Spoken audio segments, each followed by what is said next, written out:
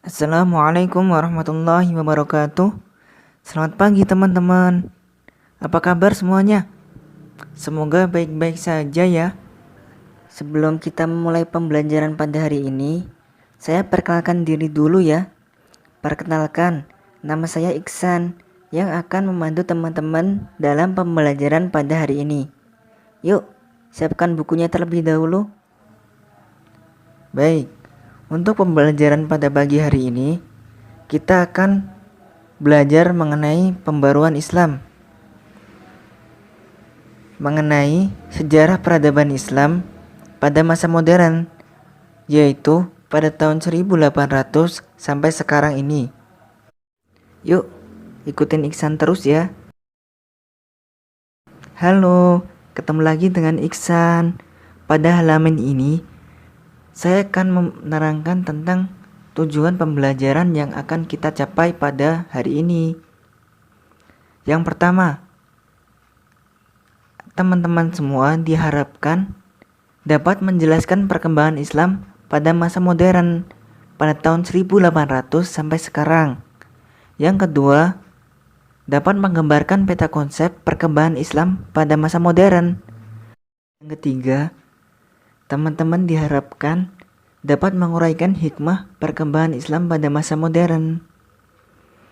Baik, teman-teman, saya harapkan paham semua ya. Oke, next. Mari kita mulai pada peta konsepnya. Yang pertama, ada pembaru Islam. Ini menjadi judul besar yang akan kita bahas pada pembelajaran hari ini. Yang harus kalian capai ada 3 poin. Yang pertama, Islam periode modern itu seperti apa? Kedua, tokoh-tokoh pembaru.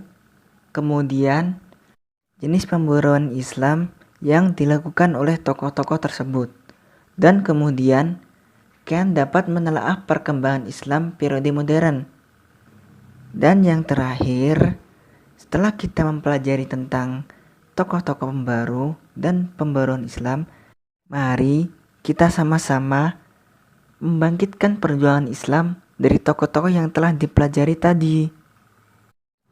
Nah, untuk kegiatan kali ini, coba teman-teman perhatikan ketiga gambar tersebut dan analisislah dari ketiga gambar tersebut dengan tema yang akan kita pelajari pada hari ini. Yuk, bukunya disiapin. Kerjakan di masing-masing buku kalian ya. Nanti di akhir pembelajaran silahkan dikumpul ke guru masing-masing. Bisa dimengerti? Oke, terima kasih. Sebelum kita mulai pada kegiatan belajar, mari kita renungkan sejenak terkait dengan gambar yang ada di atas ini. Coba tebak, kalian pasti tahu ini gambar apa? Gambar Taj Mahal yang begitu cantiknya, begitu megahnya, yang kemudian Taj Mahal ini menjadi bukti bahwa perkembangan Islam itu muncul pada tahun 1800-an atau pada masa modern. Bagaimana nasib Taj Mahal di India saat ini? Saat ini Taj Mahal sudah bukan lagi menjadi pusat peribadahan umat Islam. Namun kali ini Taj Mahal menjadi pusat pariwisata. Ikonnya India. Yang kemudian ini menjadi renungan kita, kenapa ini bisa terjadi? Ya, kenapa ini bisa terjadi dan sekarang bukan lagi menjadi pusat peribadahan umat Islam? Ini patut kita renungkan. Baik, selanjutnya. Baik, kita lanjutkan pembelajaran pada hari ini. Pada bab ini, kita akan mempelajari terkait munculnya pembaruan Islam pada tahun 1800 sampai sekarang. Kemudian, ada 3 garis besar periode sejarah kebudayaan Islam. Yang pertama, 1. Periode abad klasik tahun 650 sampai 1250 Masehi. Kemudian yang kedua yaitu periode pertengahan antara tahun 1250 sampai 1800 Masehi. Kemudian yang terakhir yaitu periode abad modern, yaitu tahun 1800 sampai sekarang ini. Nah, inilah yang kita akan bahas pada pembelajaran hari ini.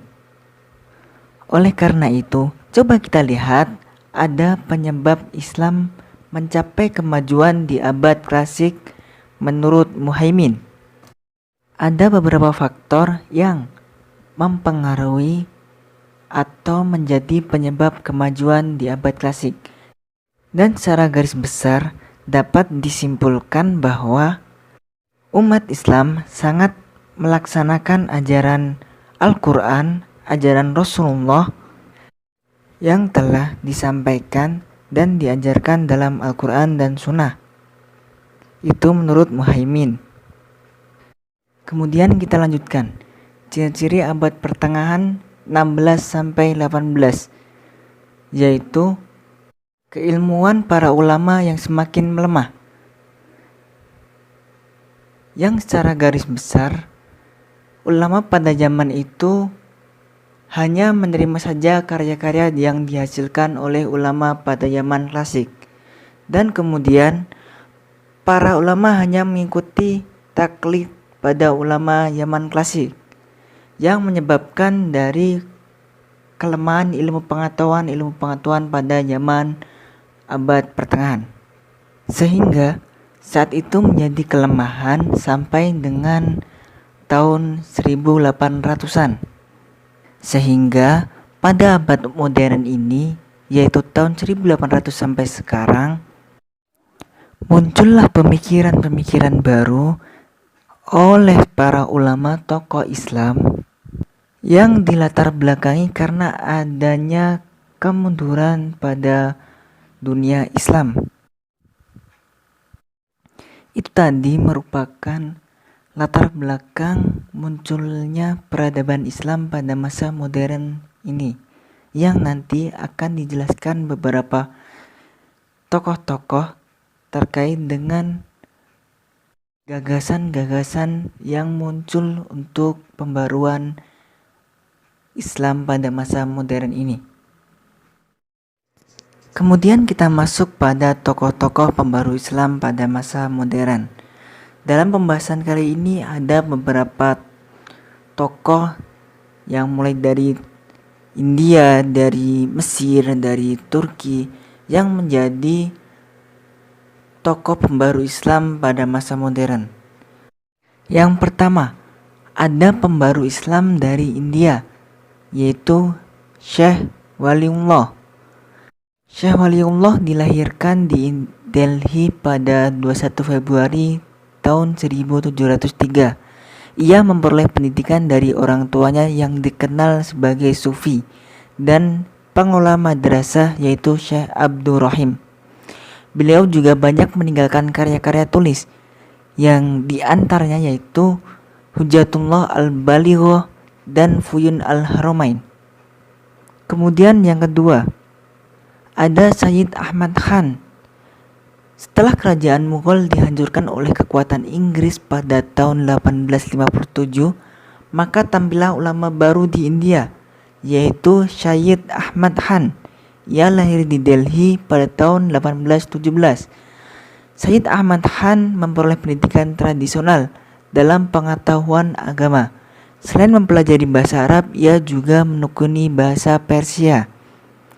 Kemudian ada Muhammad Iqbal. Muhammad Iqbal berasal dari keluarga yang golongan menengah di Punjab, India. Ia belajar di Lahore hingga memperoleh gelar kesarjanaan tingkat magister. Di kota itulah ia berkenalan dengan seorang orientalis bernama Thomas Arnold. Akhirnya kemudian Iqbal melanjutkan studi ke Inggris, masuk ke Universitas Cambridge pada tahun 1905 untuk mempelajari filsafat. Selanjutnya nih, ada pembaru Islam dari Mesir. Ada Muhammad Ali Pasha, Rifa'ah Al-Badawi, Jamaluddin Afghani, Muhammad Abduh, dan Muhammad Rashid Ridho. Muhammad Ali Pasha ini merupakan lahir di Kawala, Yunani, dan meninggal di Mesir. Beliau adalah orang yang sangat peduli dengan pertahanan atau memprioritaskan pada bidang militer. Kemudian ada Rifa'ah Baidawi. Dia dikenal sebagai seorang Al-Tahtawi. Ia ini merupakan orang atau tokoh yang sangat menginginkan ilmu pengetahuan, sehingga ia melanjutkan studinya di Universitas Al-Azhar, Kairo ketika usianya 16 tahun. Kemudian selanjutnya yaitu ada Jamaluddin Al-Afghani. Beliau merupakan orang atau tokoh yang lahir di Afghanistan pada tahun 1839 dan meninggal dunia di Istanbul pada tahun 1897. Beliau merupakan seorang pejabat yang sangat mulia, yaitu sebagai Perdana Menteri. Oke, selanjutnya ada Muhammad Abduh. Muhammad Abduh dilahirkan di daerah Hilir pada tahun 1849. Beliau sangat terkenal dengan kemampuan belajar Al-Quran hingga menghafalkannya. Kemudian beliau meneruskan studinya ke Universitas Al-Azhar. Di lembaga inilah beliau pertama kali bertemu dengan Jamaluddin Al-Afghani yang datang ke Mesir dalam perjalanannya ke Istanbul. Oke, next. Muhammad Rashid Ridho. Muhammad Rashid Ridho adalah murid Muhammad Abduh yang paling dekat. Ia lahir pada tahun 1865 di Al-Qalamun, suatu desa di Lebanon yang letaknya tidak jauh dari kota Tripoli atau Syria. Semasa kecil, ia dimasukkan ke madrasah tradisional di Al-Qalamun untuk belajar menulis, berhitung, dan membaca Al-Quran. Kemudian pembaru Islam di Turki, ada Sultan Mahmud II. Beliau merupakan pelopor pembaru di kerajaan Turki Utsmani pada abad ke-19, sama dengan Mesir, yaitu raja. Pembaru Islam di Mesir dipelopori oleh Muhammad Ali Pasha, sedangkan pembaru di Turki Utsmani dipelopori oleh Sultan Mahmud II. Sultan Mahmud II lahir pada tahun 1785, wafat tahun 1839. Ia mempunyai latar belakang pendidikan tradisional dalam bidang pengetahuan agama, pengetahuan pemerintahan, sejarah dan sastra Arab, sastra Turki, dan sastra Persia. Kemudian ada Namik Kemal. Namik Kemal dikenal sebagai pemikir terkemuka dari golongan intelijensia kerajaan Turki Utsmani yang banyak menentang kekuasaan absolut sultan. Golongan intelijensia ini disebut dalam sejarah dengan nama Utsmani Muda atau Zeni Usman Lintaro Yong Ottoman. Baik, setelah kita mempelajari tentang tokoh-tokoh pembaru Islam pada masa modern, kemudian kita masuk pada pengaruh gerakan pembaruan terhadap perkembangan Islam di Indonesia. Seperti yang kita ketahui, gerakan pembaruan Islam yang muncul di Mesir, India, dan Turki pada abad modern secara langsung atau tidak langsung berpengaruh pada gerakan Islam di Asia Tenggara, termasuk di Indonesia. Pada akhir abad ke-19, ada banyak kaum muslim muda Indonesia yang belajar ke Mekah dan Mesir. Di sana, mereka bersentuhan dengan ide-ide pembaruan. Mereka membaca majalah-majalah yang diterbitkan khusus untuk misi pembaruan Islam, yang kemudian pembaruan melalui media majalah ditiru oleh para ulama pembaru di beberapa tempat di Asia Tenggara, seperti halnya di Minangkabau dengan nama majalah Al-Munir dan di Yogyakarta dengan nama Suara Muhammadiyah. Ada banyak tokoh Islam di Indonesia yang sepaham dengan misi pembaruan tersebut, seperti Syekh Muhammad Tajir Jalaluddin asal Padang yang hijrah ke Singapura. Tokoh ini memiliki pengaruh yang cukup besar terhadap gerakan pembaruan di Asia Tenggara. Kemudian ada Haji Abdullah Ahmad dan Haji Abdul Malik Karim Amrullah atau Hamka. Kedua tokoh ini dipandang penting sebab keduanya menjadi pelopor pembaruan Islam di Minangkabau. Kemudian ada Kiai Haji Ahmad Dahlan sebagai pelopor pendiri Persyarikatan Muhammadiyah pada tanggal 18 November 1912 di Yogyakarta. Kemudian ada Kiai Haji Hasyim Asy'ari, pendiri organisasi Nahdlatul Ulama pada tanggal 31 Januari 1926 di Jombang, Jawa Timur. Dari beberapa pemaparan materi sebelumnya, dapat diambil kesimpulan setelah kita mempelajari tentang pembaruan Islam pada masa modern, baik di Timur Tengah maupun di Indonesia, semuanya sama-sama memiliki tujuan yang besar, yaitu untuk membangkitkan kembali masa-masa kejayaan Islam.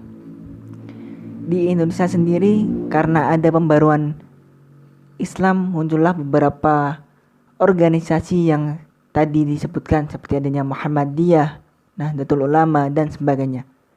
Baik, kemudian kita masuk pada tahap evaluasi. Silakan nanti kerjakan soal-soal yang telah saya siapkan. Dari saya, Iksan, apabila banyak salah dalam memberikan materi, saya mohon maaf. Saya akhiri. Wassalamualaikum warahmatullahi wabarakatuh.